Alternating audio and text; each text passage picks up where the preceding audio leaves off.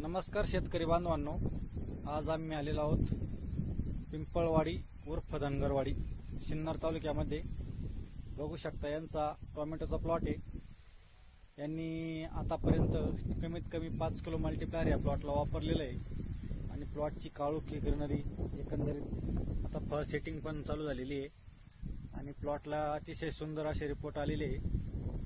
शेतकरी पण समाधानी आहे आणि या ठिकाणी शेतकऱ्याच्या कमी खर्चामध्ये नियोजन खूप सुंदर आहेत। प्रगतशील शेतकरी मारुती घुले यांच्या प्लॉटमध्ये आम्ही उभे आहोत। त्यांच्या 3 मुलांचे 3 प्लॉट या ठिकाणी बांधणीचं काम चालू आहे आता आणि प्लॉट पण अतिशय जोरात आहे। तर अशा प्रकारे शेतकऱ्यांनी वेळोवेळी मल्टीप्लायर पॅनलचा वापर करून समाधानकारक रिझल्ट घेतलेले आहेत आणि यापुढे पण ते घेणार आहेत।